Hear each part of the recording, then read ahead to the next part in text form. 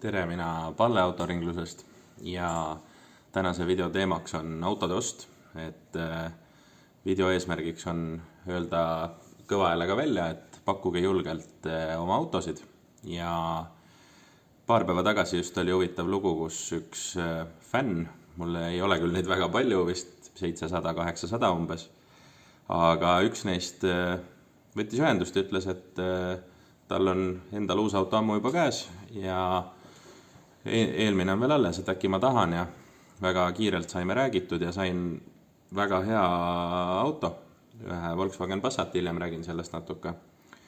Mõtlesin, et teen üleskutse kõigile, et võib-olla on selliseid olukordi veel. Igal juhul Anderole suur tänu selle Passati eest ja nagu ma lubasin, siis kõik puudused saavad korda ja keegi saab endale väga hea auto. Et see on 2013 aasta Passat ja ta on juba praegu täitsa heas seisus mõne pisikese veaga, mis on lihtsasti korda tehtav. Aga see selleks. Ühesõnaga, sõnum on siis see, et ostan autosid. Vastan kohe mõned tekivad küsimused ära. Esiteks, et milliseid autosid. Tegelikult kõiki.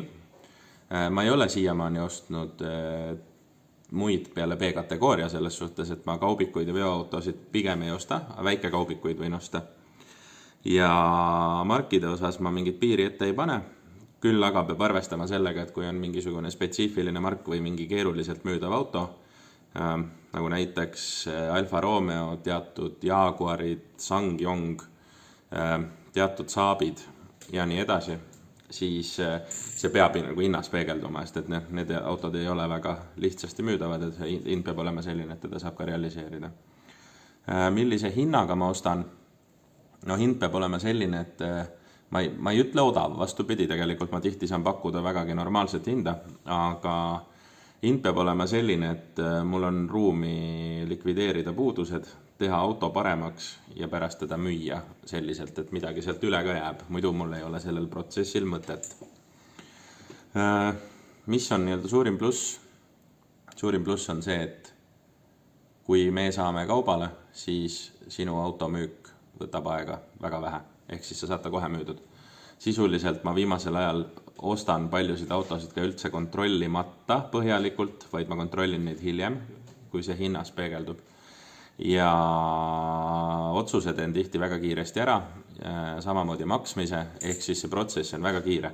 Näiteks Lõuna-Eestis või Tartus on väga reaalne, et sa päeval kirjutad mulle õhtuks, on sul auto müüdud ja raha käes ja tehtud ainult üks näitamine. Nii palju, kui ma tutvusringkonnas rääkinud olen inimestega, kes on ise oma autot müünud, siis tihti peale see korduv näitamine ongi kõige tüütum, eriti kui sa oled hõivatud inimene, kellel ei ole palju aega.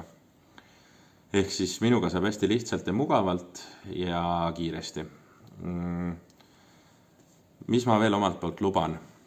Ma luban omalt poolt seda, et ma ei näita näpuga ühegi autode ostja peale, aga me ei saa mööda sellest, et Eestis on ka selliseid ostjaid, kellega ei ole kõige meeldivam koostööd teha, kes olen ise olnud selles olukorras, sellepärast ma räägin ja Tallinnast pärit olid antud ostjad siis. Et on levinud, hästi levinud skeem on see, et tullakse kohale kokku lepitud siis ajal kohas ja ollakse sinu peale äärmiselt vihased, sellepärast, et leitakse mingisuguseid vigu, mida sa pole enne maininud, iseasi on, kas need vead reaalselt ka olemas on või mitte, teinekord pole, vaid teinekord mõeldakse neid vigu. Ja ollakse sinuga äärmiselt ebaviisakad ja süüdistatakse sind ja selle kõige eesmärk on tegelikult vaimselt nagu šokeerida selleks, et saada odavamat hinda.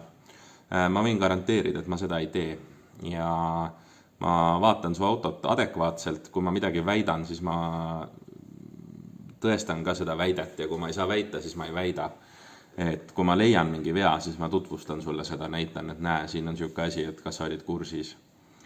Ja samuti ma ei tee mingisuguseid siukseid alatuid võtteid, mida ma kahjuks olen ka kuulnud, kus näiteks 3 või 4 inimest tuleb autot vaatama ja samal ajal, kui sa ühega vestled, siis teine näiteks tekitab su autole mõne vea juurde ja hiljem selle arvelt tingib tegelikult hinda.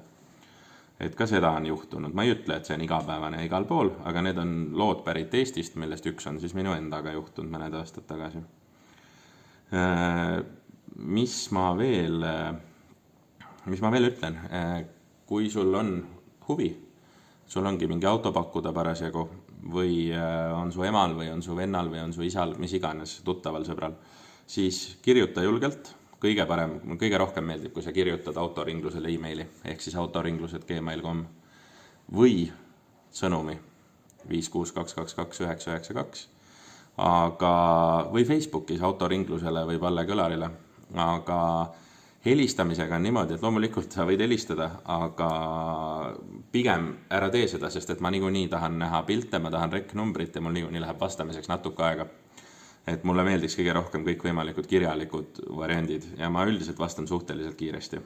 Ja kui sul on teada auto seisukord, räägi sellest võimalikult palju, proovi lisada mõni pilt, ei pea olema iga nurga all 10 pilti, aga 2-3 pilti auto kohta, sisust ka üks pilt võiks olla. Kindlasti registrinumber peab näha olema. Ja kui sul on mingisugune number, mingi hinnanumber, mis sa soovid ise saada, siis kirjuta see kohe juurde selles suhtes. Et eks ma siis kommenteerin seda, et kas see on reaalne või kui ei ole, siis kui palju vähem ma olen näiteks nõus maksma. Tihti on niimoodi, et inimesed hindavad ikkagi oma autot kallimaks sellest, mis ta tegelikkuses on, kuna nad on seda näiteks väga palju remontinud ja hooldanud, aga see kahjuks müügil täies ulatuses kindlasti tagasi ei tule. Mis ma veel pakun välja? Pakun omalt poolt välja nii-öelda agendidiili. Ma juba ühe korra seda käigukasti puhul pakkusin, sellest ma ka kohe räägin.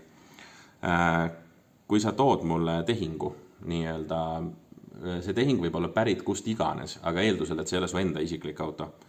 Aga see on pereliikme auto või näiteks auto, mille sa jätsid ise ostmata, käisid, vaatasid hunnikut autosid, ostsid endale auto, aga üks oli veel hea hinnaga, heas korras, näiteks pakuti sulle seda hiljem odavamalt või midagi, sa annad mulle selle info edasi ja kui ma selle auto ostan, siis ma olen nõus selle nii-öelda vahendustasu maksma.